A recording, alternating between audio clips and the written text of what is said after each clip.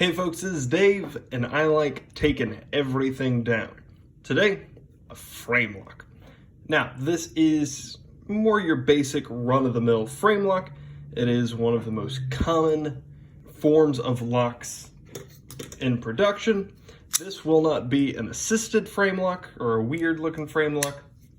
It is just your standard, everyday frame lock, and it is kind of the most simple iteration of it possible. Some of them are a lot bigger, but if you know how to take this apart, then you know how to take this apart. Just smaller and with fewer screws. So what we're going to do is start with the pivot. I have here a T8 and a T6 screwdriver, but I happen to know that the pivot is a T8. So we're going to start by taking that out. I don't know if that's necessarily the best way to start. Guess I'm not super interested by best practice.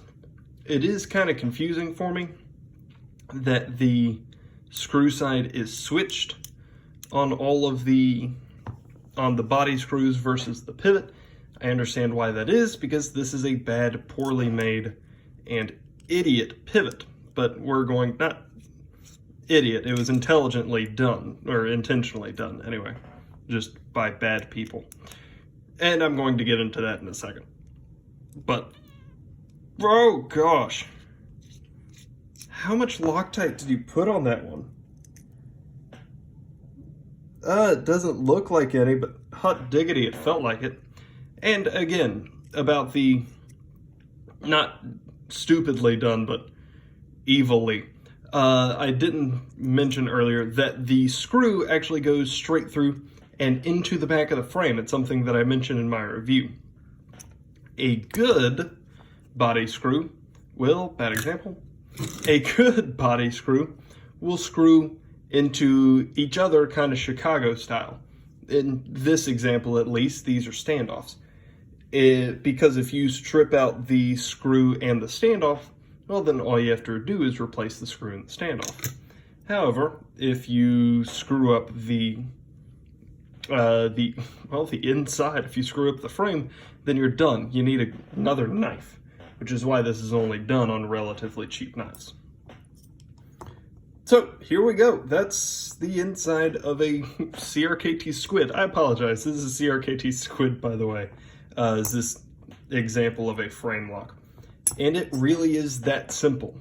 Frame lock is also referred to as the Reeve integral lock, because Chris Reeve kind of invented it, is my understanding, with his original Sabinza, probably.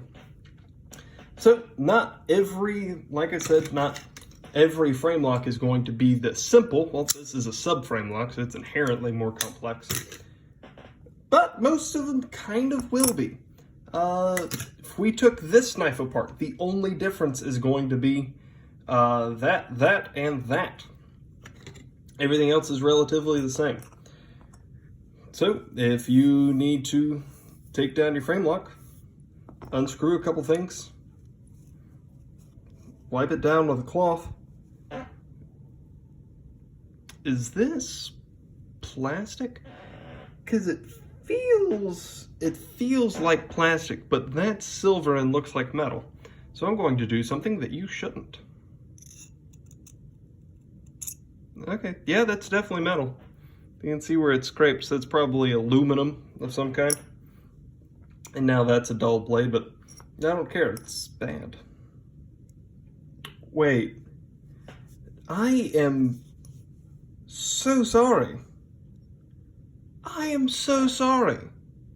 This is a captured pivot. I don't know why I thought it wasn't. I was absolutely convinced that this was not a captured pivot. I apologize to the world. Okay, so captured pivot, basic rundown. This one I know for a fact is not a captured pivot. Despite it being one of my favorite knives at one point in my life, I can't take this apart to clean it because the pivot is stupid. I know that one isn't captured. This, you can see that the pivot is round, round, round, flat. So it has a little bit of a D shape. That flat side interacts with that flat side, meaning that if we put the square peg in the square hole, there it is, meaning that you cannot, well, you can, but it's turning in my hand, meaning that you can't unscrew, that you can't take out the pivot that way. What that prevents is you looking like an idiot holding two screwdrivers to either side to turn. That's a bad way to do a pivot. This is worse, but this is also incorrect. This is absolutely the correct way to do a pivot, and I apologize for my implication, not my implication, I outright said it, that this did not have it. So, to Mr. Squid, Mr. Burnley, I think? Yes, Mr. Burnley, I apologize. I still don't like this knife, but that's one less reason to not like it. There we go. The knife is now clean. Let's put it back together. And it's just still going to be that simple. All we gotta do, the body screw screwing into the frame. I'm still not gonna sign off on that, man. You can put two screws on opposing sides screwing into the center block if you want, but that's out. We're just going to put all of our screws back in. Insert the frame lock, or the backspacer. Although the involved, I don't think I mentioned this in my review, but the lanyard hole that is included, not included, the lanyard hole that is in the backspacer. I do really like that design touch. Now, I don't like this knife, and I'm probably never going to touch it again except for example purposes, but I still want my things to work right. So this is a little bit of pivot lube. If you care more, you are welcome to use something like KPL, but I don't care, and I don't have money for KPL. So I just bought literally the cheapest thing I could find on Blade HQ, and it works pretty darn well. Hops number 9. Now, these are Teflon washers, so they are plastic washers. Part of the price, because this knife is so cheap, part of the cost cutting comes in these right here. So the problem with plastic washers is that they will never get better. They will only get worse as they slowly get eaten. These don't show any kind of sign of wear. Where is it? Somewhere to the left. My CRKT Pilar, I took this apart recently, and even though I've never put this in a cement mixer or anything, its Teflon washers absolutely show a little bit of crinkling around the edges. This one does not. And probably part of it is because of how darn thick these are, because these are some thick washers. Kind of caught me off guard. Anyway, what I'm going to do is apply just a little bit of lube to each layer, probably too much, but I don't care, to each layer as I put stuff on. There we go. If I want to be a good boy, I can lube up the tent ball track. There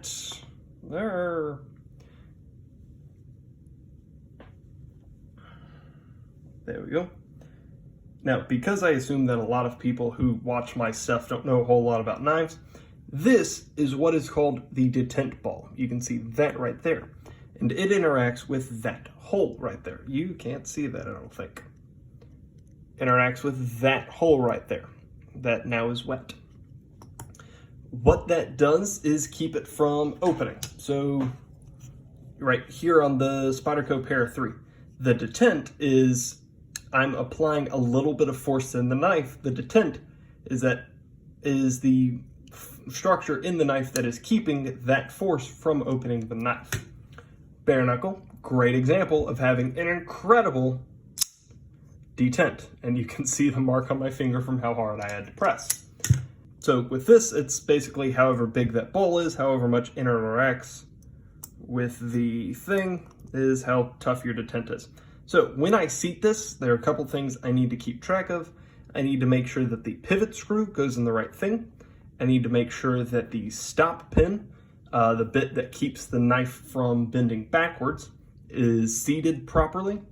In some knives, it will screw in, and some knives, it's just going to be seated in there. And then this one, it just kind of pokes through on either side. And I need to make sure that these two back screws are also seated properly. One of the things that's going to make that difficult is if the lock bar tries to, well, push against the knife. But because I put it on open, the lock just kind of slid into place. So what I'm doing right now is screwing in the pivot while holding but not super far, I'll explain in a second, while holding the back two screws with my finger. Are you all still back in the holes? Sweet, you are. These are T6, so just screw those back in. Nice. So put a little bit too much lube, it's kind of coming through. But the action is just a little bit better than it was. But what I'm going to do is take this pivot, now that the knife is structurally sound, take that back out and hit it with just a little bit, because I do want to be able to take it out again. Just a little bit of Blue Label Loctite, not the red stuff. Red stuff is permanent. Purple stuff is medium. It's kind of pointless. But the blue stuff is the light hold. What it's going to do is keep this screw from ever backing out. Need to actually look at it on my face. Is keep the screw from ever backing out on its own. But if I try to unscrew it, it will break and it will allow the pivot to open. So basically, just making sure that everything stays where I want it until I don't want it there anymore. And that is centered pretty well. The action is pretty sweet. I missed that, but that's just because of the geometry of the knife and part of the reason why I don't like it. And that's nice. That is how you take down, clean, and put back together a frame lock knife. Again, very basic frame lock knife, but I intend to go through and do all the different kinds of frame locks and all the different kinds of liner locks and compression locks and axis locks. There's so many kinds of locks in the world. The difference between a back lock and a triad lock, I never understood until I took both apart, so I'm going to take both apart. Not this one, though. Not going to take this one apart. Not for lack of trying, but it just doesn't want me to. Guys, if you have any questions, comments, concerns, suggestions, or stories, let me know down below. Other than that, y'all have a great day.